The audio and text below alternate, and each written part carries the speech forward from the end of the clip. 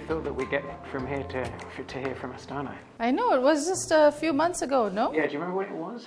It was October, November? Yeah, around that time. Yeah. 40th anniversary. Yeah. Oh, man. Completely chance meeting. You guys were leaving. We were leaving. I think our meeting you was one of the best things that happened.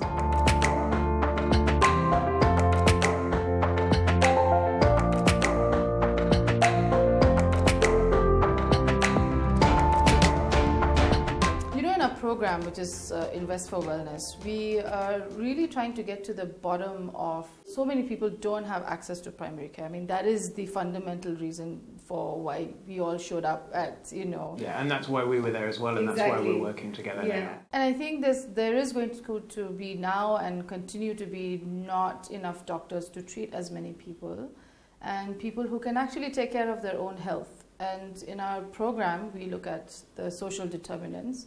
But the biggest piece that was missing and we're really looking for is how can we empower, families to take care of themselves, smarter community members to be able to take care of others, and the nurses, the role of nurses is so important. Yeah. And really looking at how much we can task shift from what is required by doctors to give care to nurses. And so I think for that, it was a blessing that we met you. Yeah. And your model, have I got this right? Your model ideally has no doctors in it at all. Ideally, would have no doctors. We have doctors now, but with your help, we will figure out how, it's not to replace doctors, but we're just located in places where there are no doctors. And in that situation, how do we, ensure that health reaches the most, vulnerable and marginalized?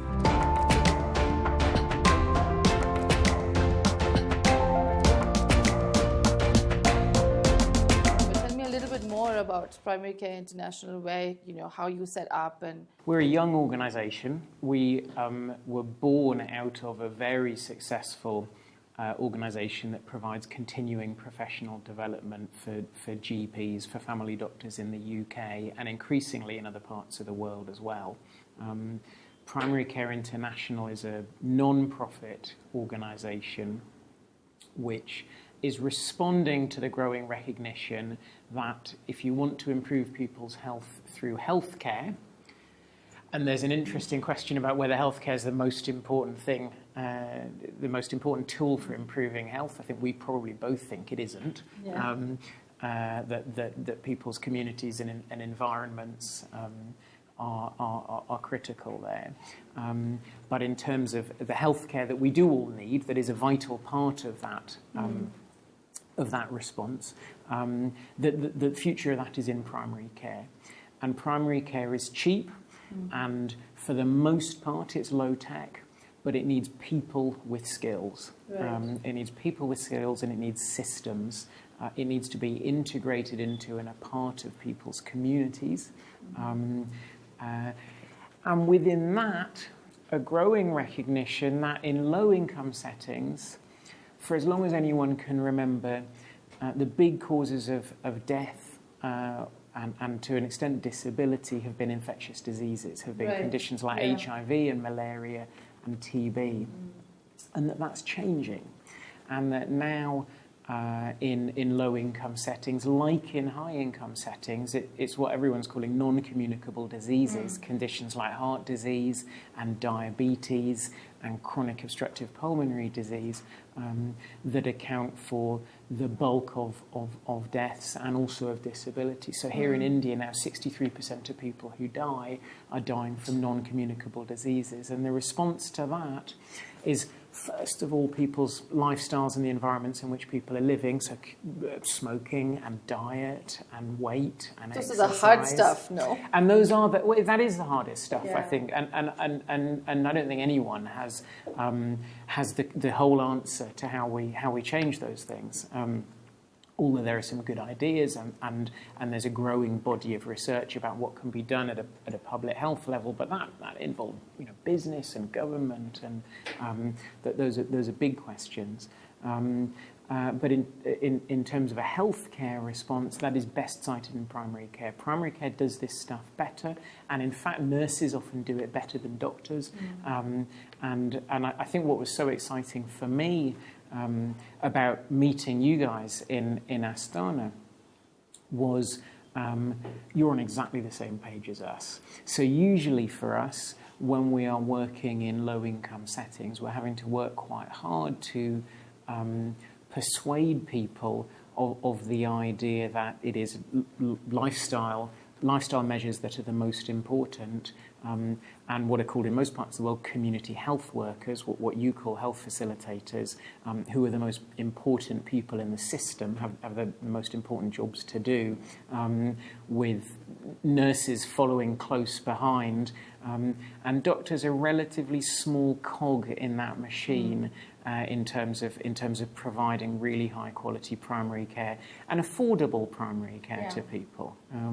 As I say, it's low tech, but it's high skill. It needs a lot of training. It needs good protocols, and it needs people who have the confidence to provide this kind of healthcare to their own community.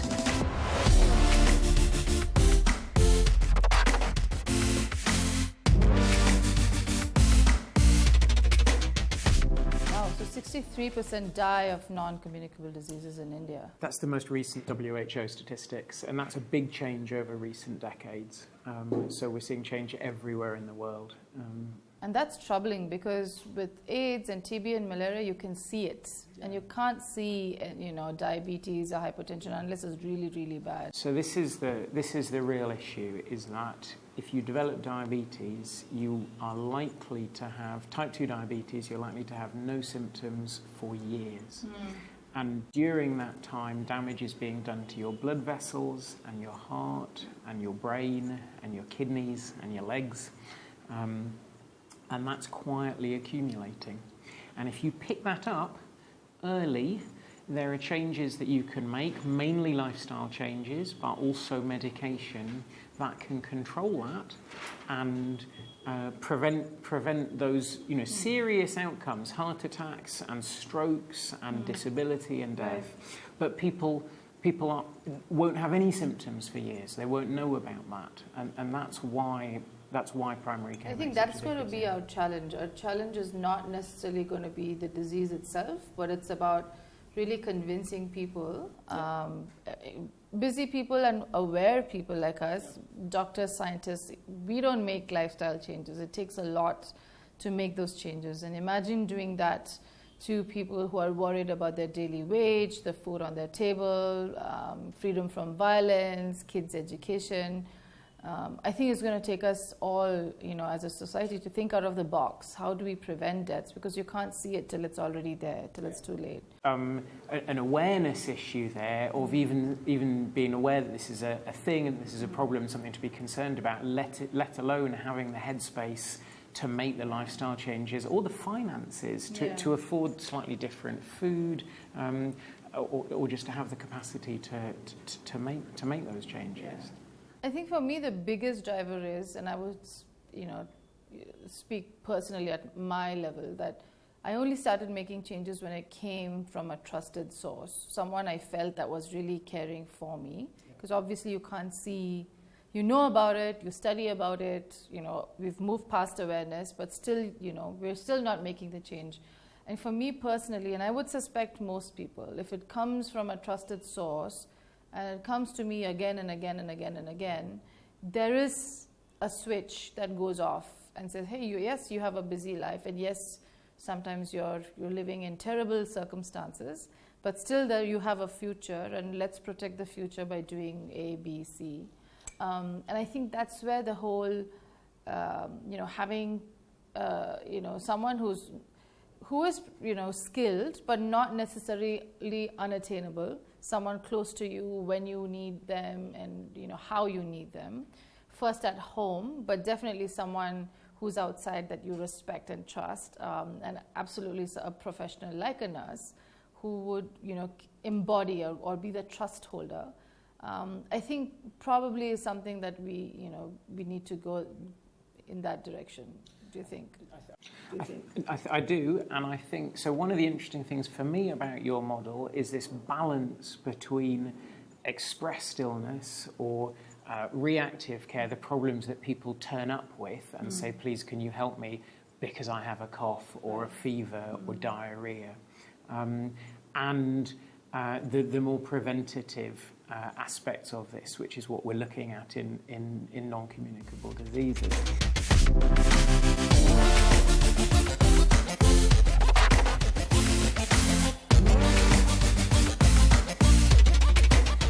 3 days ago, I was sitting in a clinic that you're running as part of your Invest for Wellness model, in serving a poor community, a slum community in the southern part of Bengaluru. And you have a nurse working there who was kind enough, and her patients were kind enough to allow me to sit in and observe some consultations. And there was very little that I understood of what was being said, but she has the most beautiful communication skills, such a great rapport with patients. And what works so well about that is people will come in when they're concerned because they have a fever in the rainy season, because they know what that could mean. And they get that sort of patient-centred, kind, engaged care with someone who clearly is concerned about them. And that builds up a rapport, and that builds up trust. And they've got there often via health facilitators who are young women from their local community whom they know and trust. And then you've got a basis from which you can start to do the bigger things. So then you can offer screening for hypertension, or for diabetes, or for anemia, or for other high burden conditions in that particular population. And then it's possible for someone like that nurse to say, you can't feel anything with this hypertension, but you've got it, and we want to give you some help because we can prevent a whole range of things that you really don't want happening to you to happen to you in the future. And it's about trust, and it's about having a platform and responding to the concerns that people themselves, having sufficient respect for people to respond to the concerns that they identify, that you have that foundation of trust. And that was it was really beautiful to see that. I think we will need to try to continue to identify more people like that, and maybe there's a way we can transfer that skill or aptitude. I'm not really sure what that is, but I think that is essential, and for scale, for it to go outside what we are doing. I mean, Swasti doesn't intend to hold on to this, but when we scale and our partners want to use this model, I think that's a really essential piece that would drive the entire model. Could you break down a little bit of how we are filling the gap of the doctor in a setting like this, a setting where there's a lot of social determinants that are going against any kind of public good. Poor water, mosquitoes, waste and dirt everywhere. Now it's going to be dengue season, and then you have the rats. In some of our rural areas, we have the snakes and other scary animals that cause diseases.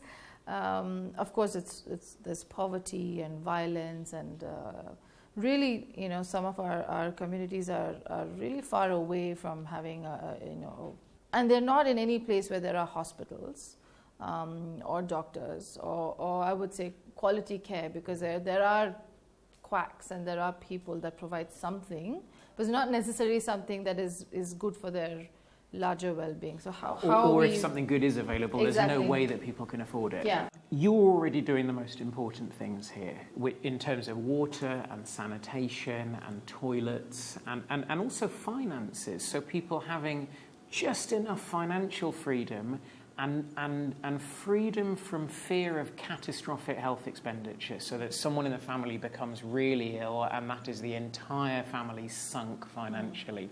And those things are always going to be the most important things. In terms of what we're going to do together, I think there are probably 2 or 3 things that we're doing. Our initial focus is going to be on developing protocols to empower your nurses and your health facilitators to provide really high quality, basic primary care services right in the communities that you're serving, be that a geographically defined slum or an employment-defined group of factory workers or sex workers or transgender people, or any of the other settings in which you are developing this innovative model that Swasti has. So protocols to enable people to provide care for conditions that otherwise people simply wouldn't receive care for. And the second thing is going to be capacity building. So working with the nurses and health facilitators, whom I'm hoping are going to be central to the development of these protocols. So they will be sitting around the table with us saying, well, no, we can't do that, or but that's not how people think, or well, we need to respond to this particular need that our patients are telling us. Developing their capacity to train patients and colleagues, to implement protocols in disease areas that they may not have had a lot of exposure to thus far. They may not have had a lot of training in at this point. And also their communication skills and their ability to respond to that large amount of illness and disability that is caused by stress, by low-level mental health problems, and by worries about people's social circumstances and relationships and safety and future that are so much a part of everyday experience if you live in a poor or marginalised community.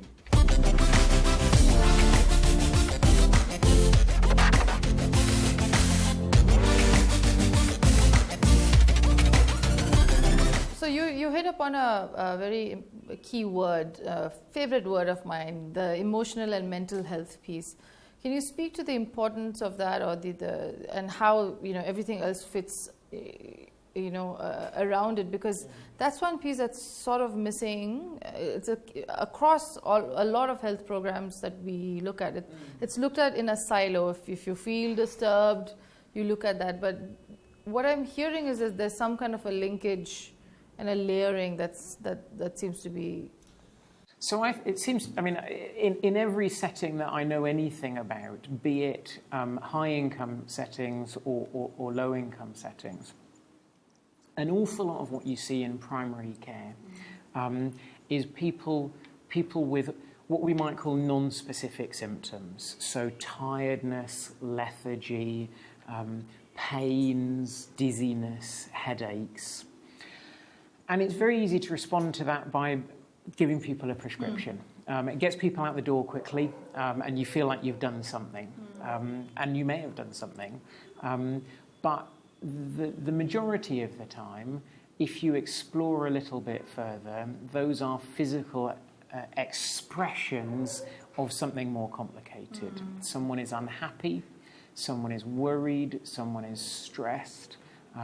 Someone is a victim of domestic violence because of an alcoholic husband at home, which I know is common in your settings. Yeah. And how much more you can do if you say to that person, once you've done the basics to rule out the serious medical causes, you under any kind of stress at the moment? How is life? Does this happen more when things are difficult at home? What are you really worrying about? And that enables you to respond to those other concerns, be it to ensure that people are getting more support at home from healthcare facilitators, be it to direct people to the sorts of support that are available for victims of gender-based violence or people in families with alcohol problems at home.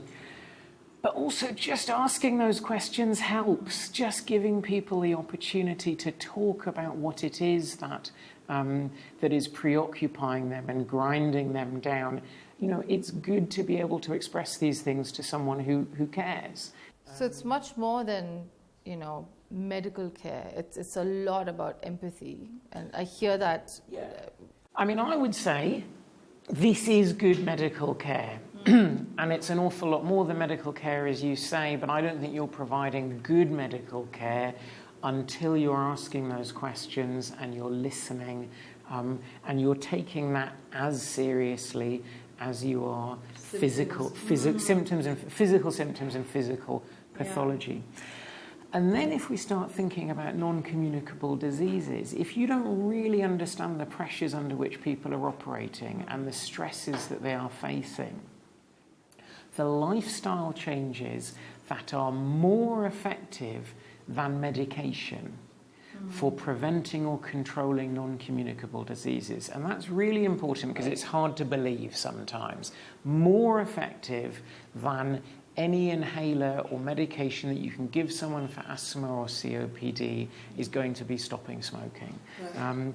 And if you don't understand why it is that people are smoking in order to manage their stress or because of how it makes them feel or because of the social and peer pressures that are operating on people, then you're never really going to be able to intervene effectively for that. So for me, communication skills are vitally important in order to get into the social and emotional and psychological realities of people's lives, which at the end of the day is what matters most to them. And that brings me to an understanding that what we're really trying to do is bringing the empathy back into the profession, because we're in an over-medicated, transactional environment. And when I say we are in, I'm not talking about, urban or rural poor slums. I'm not talking about India. I'm talking about the world as a whole is in that situation. And what you're talking about is going back to the older days of care, where the doctors knew the families and the doctors knew the community. The doctor was probably from the community and really knew of many other things that was influencing health in that one person.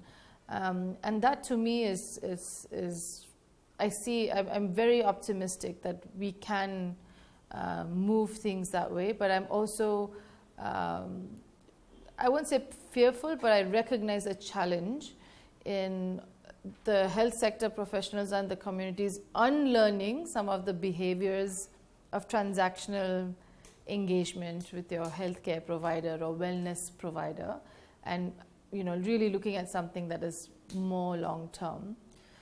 Which brings me to the other layer that we're working on or looking at is the family as your first care provider. So when someone's feeling a little off, of course, sometimes the family is the biggest stressor.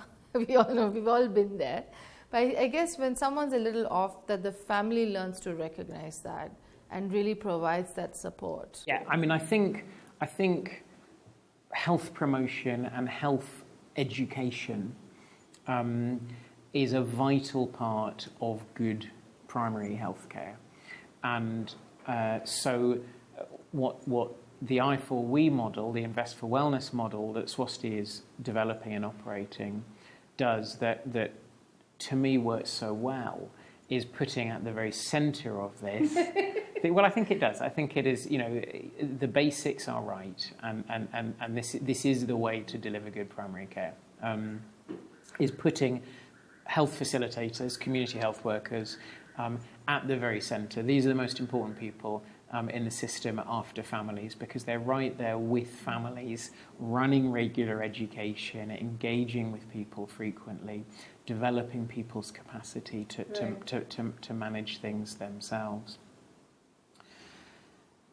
Whether this idea of good community-based, engaged communication is something from the past that we need to re-find, I'm not sure.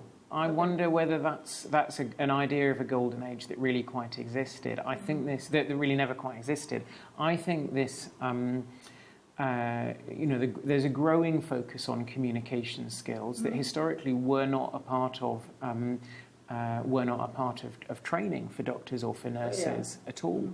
And while undoubtedly there were people who were very good at it, I think there were many more who weren't interested at all and spoke to people from on high, or were dragons. And demigods.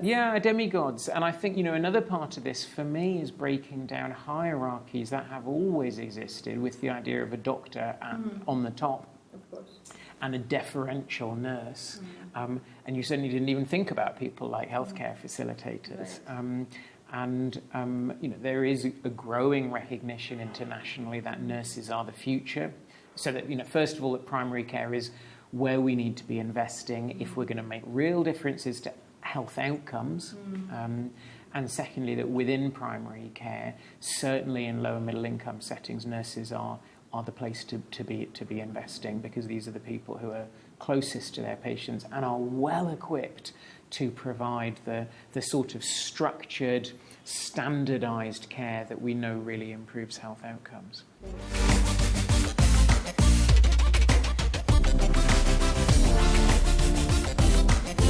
I've been asking my colleagues, and also sort of reflecting with all of the news that we see every day, the natural disasters, the floods, the places where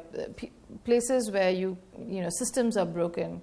I wonder that your organization, Primary Care International, has actually hit the nail on the head, because there's going to be more and more refugee situations, internal displacement, more and more situations where systems and structures are broken, where doctors can't really get to where they need to get. But healthcare is wanting, and probably the most important priority at that point in time. And so, I think your work that you're doing with the Syrian refugees and other places, I see that you're poised for scale really, really very quickly. I hope so. I think we are learning, and the ideas, the values that underpin our organisation are not, the ideas that primary care is the future, that this is not expensive or high tech, but it is high skill, that a focus on non-communicable diseases is the most effective way to prevent death and reduce disability. And that doctors don't need to be at the centre of this model, that nurses and community health workers are the most effective way of delivering those interventions often. Those are not our ideas. These are well-recognised ideas that were a big part of the currency at the Astana conference last year, where you and I met, and where this partnership began. I think that Primary Care International has been born at just the right time, when there is this growing recognition that this is what is needed. And it is a huge privilege for me and my colleagues in PCI to be working in a range of settings with highly motivated people who are hungry for these messages and keen to take on, keen to acquire more skills and do better jobs for the populations that they're serving. So the sorts of partnerships that we've been able to develop in the short time that PCI has been around, and the shorter time that I've been involved, have been enormously rewarding in that way. There is a sense that subject forever to the challenges of getting funding for something that isn't as sexy as diving in somewhere and performing cataract surgery. Ebola,